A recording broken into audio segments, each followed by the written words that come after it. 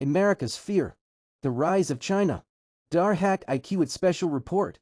امریکہ کا خوف، چین کی طرف بڑھتی دنیا۔ درحقیقت اسپیشل ایپیسوڈ۔ امریکہ، جو کبھی دنیا کا لیڈر تھا، آج اپنی قیادت کا مقام کھوتا جا رہا ہے۔ معاشی بحران، سیاسی تقسیم، اور عالمی معاملات میں الجھاؤ نے اسے کمزور کر دیا ہے۔ امریکہ کی ڈیپ اسٹیٹ اور قیادت کو اب یہ احساس ہو چکا ہے کہ یورپ اور اس کے اتحادی کئی دہائیوں سے اسے صرف استعمال کر رہے تھے، اور بدلے میں اسے کچھ حاصل نہیں ہوا۔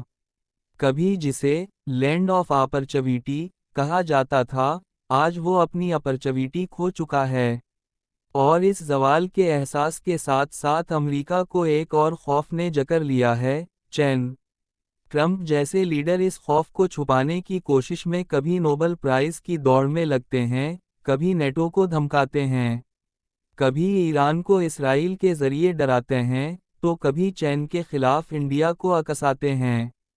کبھی روس سے دوستی کی بات کرتے ہیں، تو کبھی پاکستان سے سرد پہر یا زبردستی کی دوستی۔ یہ سب دراصل ایک ہی پیغام دیتے ہیں۔ امریکہ اب دفاعی پوزیشن پر ہے۔ چین نے خاموشی سے ترقی کی، بیلٹ اینڈ روڈ انیشیٹو کے ذریعے دنیا کو جوڑ دیا، افریقہ، لاطینی امریکہ، اور یہاں تک کہ یورپ میں بھی اپنا اثر بڑھا دیا۔ آج چین نئی عالمی طاقت بننے جا رہا ہے، اور امریکہ اس تبدیلی سے خوفزدہ ہے۔ یہ صرف طاقت کی تبدیلی نہیں، یہ دنیا یہ نئی تشکیل ہے۔ امریکہ ابھی بھی اقتصادی طور پہ، فوجی طور پہ ایک غالب قوت ہے، اور اس کے پیچھے 100 سال کی کہانی ہے، تقریباً 100 سال کی، کہ اس کا کس طرح ملٹری انڈسٹری امریکہ کو جو حاصل تھا کئی سال تک، کچھ عرصہ پہلے تک، انکنٹیسٹڈ اس کو کہتے ہیں، وہ ابھی آہستہ آہستہ ختم ہو رہا ہے۔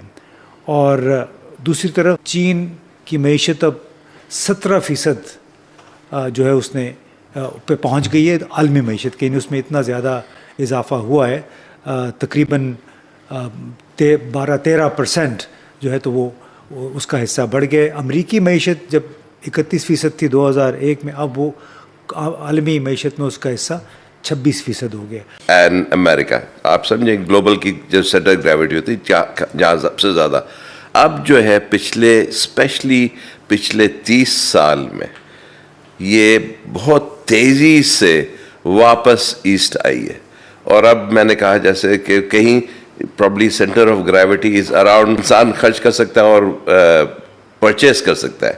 اس کے لحاظ سے جو نمبرز آ رہے ہیں، چائنا کے آلریڈی جو ہے وہ جی ڈی پی جو ہے پی پی پی ایڈجسٹڈ جو ہے وہ 37 ٹریلین ہے، اور امریکہ کی 25 ٹریلین ہے۔ تو China is already bigger, and آپ خود ہی، آپ تو چائنا جا چکے ہیں اور امریکہ بھی جاتے ہیں، ایک چھوٹی سی چیز اتنا پیچھے ہے کہ نہیں، اس لیے کہ آئی تھنک یہ پرچیسنگ پیرٹی بہت امپورٹنٹ چیز ہے۔ تو آئی تھنک چائنا کی کافی لحاظ سے بڑھ چکا ہے، مگر چلیں فار آرگیومنٹ سے ایک مان لیتے ہیں کہ وہی 17-26% ہے۔ مگر یہ بھی ایک اور نمبر سوچنا چاہیے، پہلے جو تھی امریکہ کی as a part of global manufacturing dominance تھی امریکہ کی، وہی 2000 میں اگر دیکھیں تو شاید کوئی 25-30%، 27% گلوبل مینوفیکچرنگ امریکہ میں ہوتی تھی، اور چائنا کی اس وقت 3-4% ہوتی تھی۔ اب جو ہے نمبر ریئلی ریمارکیبل ہے کہ کیسے یہ ٹرانسفارم ہوا ہے پچھلے کوئی 30 سال میں۔ وی ناؤ سی کہ گلوبل مینوفیکچرنگ چائنا جو ہے it's about 35% and America is about 14%. Now this is very important. Global manufacturing is what is going to determine your military might. In World War II ہوا تھا تو جب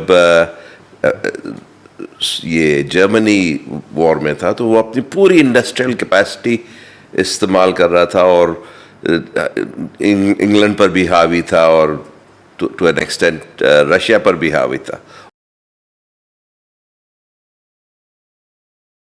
part 2، چین کا خوف امریکہ کو کھا رہا ہے، امریکہ کی کمزور ہوتی گرفت۔ بحر الکاہل کے نیلگوں پانیوں پر سورج ابھی پوری طرح طلوع ہی نہیں ہوا، مگر فضا میں ایک عجیب سا ارتعاش ہے۔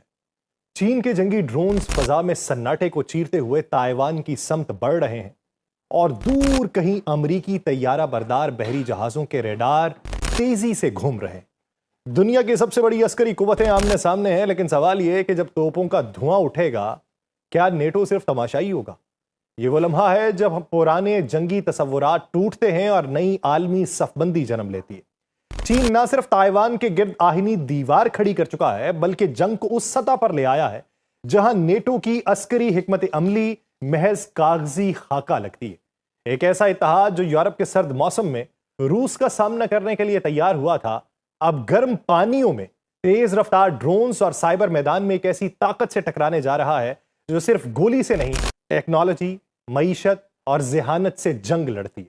یہ صرف ایک جغرافیائی تنازع نہیں، یہ نیٹو کے وجود، اس کی ساخت اور اس کے مستقبل پر سوالیہ نشان ہے، کیونکہ اگر چین نے واقعی تائیوان کی سرحد پار کر لی تو میدان جنگ میں صرف ہتھیار نہیں ٹوٹیں گے، بلکہ نظریات، اتحاد اور طاقت کے پرانے سنگھاسن بھی زمیں بوس ہو جائیں گے۔ ایک چنگاری سے شعلہ بننے کے دہانے پر ہے تب امریکہ نے اپنے جدید ترین لڑاکا طیارے F-15EX ایگل 2 کی پہلی بحرۂ ہند بحر الکاہل تعیناتی کا آغاز کر دیا۔ 12 جولائی کو جب یہ ناقابل شکست ہوئی جنگجو جاپان کے اوکینا جزیرے پر موجود کیڈیا ہوائی اڈے پر اترے تو یہ محض ایک فوجی مشق نہیں تھی، بلکہ چین کے بڑھتے ہوئے فضائی غلبے کے خلاف ایک کھلا اعلان تھا۔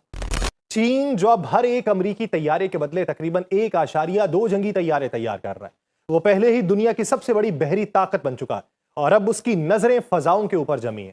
ایسے وقت میں ایک ایسا طیارہ میدان میں اتارنا جس کا فضائی جنگوں میں ہلاکتوں کا تناسب 104-0 ہو اور جو آج تک نہ کبھی مار گرایا گیا ہو، خاص اہمیت کا حامل ہو، تو وہ قابل تشویش بن جاتا ہے۔ کیڈینا ہوائی اڈے کا محل وقوع امریکہ کی پہلی جزیرہ زنجیر حکمت عملی میں مرکزی حیثیت رکھتا ہے۔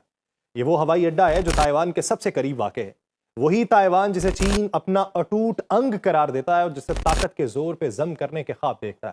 امریکہ نے یہاں پہ پہلے سے موجود 28 F-15C اور D طیاروں کو جدید F-15EX طیاروں سے بدلنے کا منصوبہ بنایا ہے اور 28 کے بدلے 36 آئیں گے۔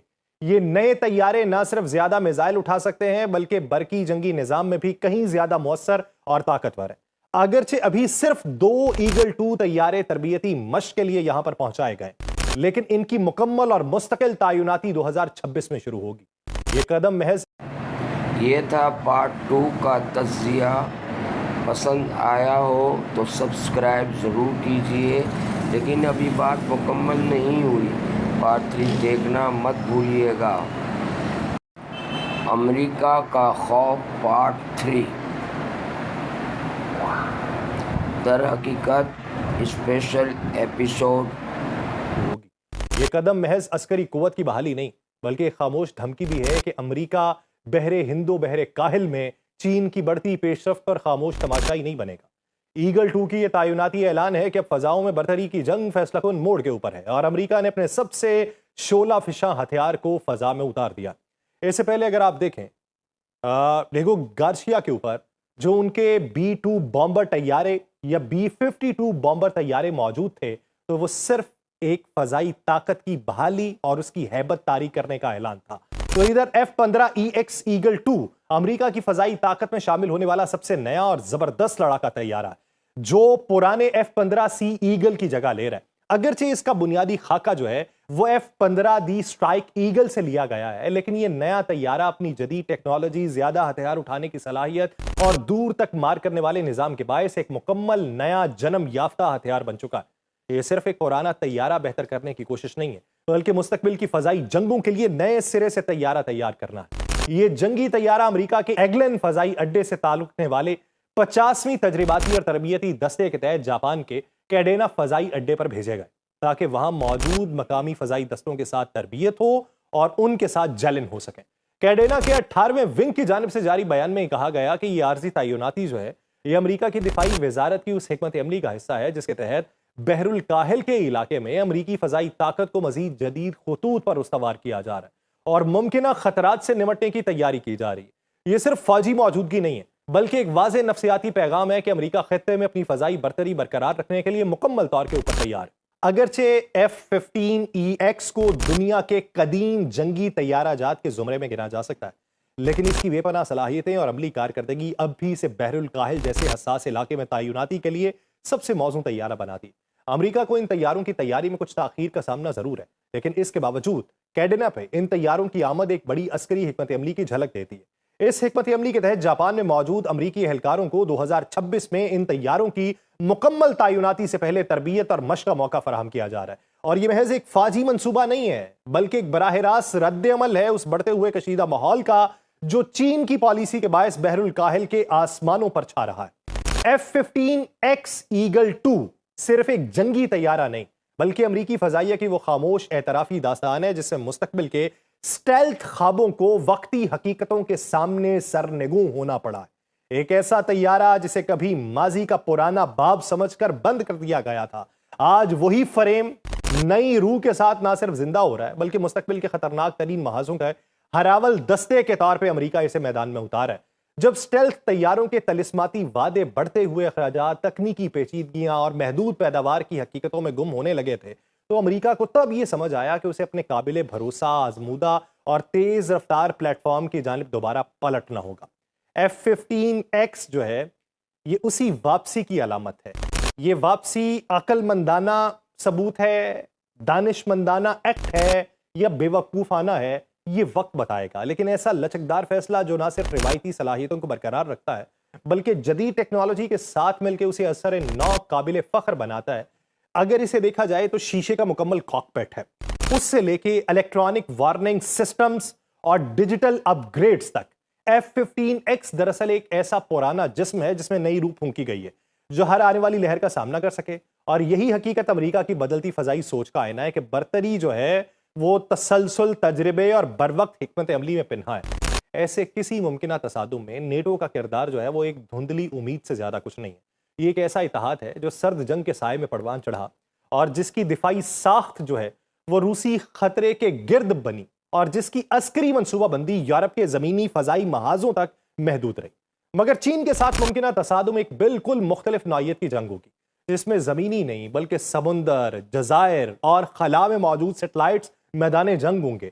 نیٹو کی موجودہ عسکری تشکیل جو ہے وہ نہ صرف جغرافیائی اعتبار سے بحر الکاہل کی وسعتوں سے مطابقت نہیں رکھتی بلکہ ذہنی طور کے اوپر بھی وہ اس جنگ کے لیے تیار نہیں ہے۔ چین جس تیز رفتاری سے اپنی جنگی مشینری کو جدید سے جدید تر بنا رہا ہے اس نے نہ صرف امریکہ بلکہ اس کے اتحادیوں کو بھی پچھاڑ دیا۔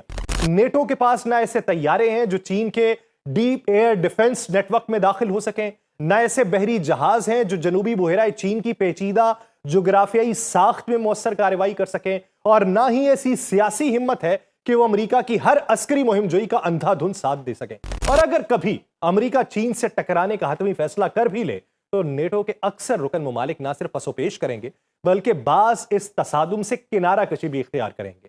چین کے ساتھ اقتصادی مفادات کی گہری جڑیں یورپی ممالک کے لیے یہ فیصلہ جو ہے وہ دو دھاری تلوار بنائیں گی، جس کا ایک کنارہ اقتصادی نقصان کا ہوگا اور دوسرا عسکری ذلت کا ہوگا۔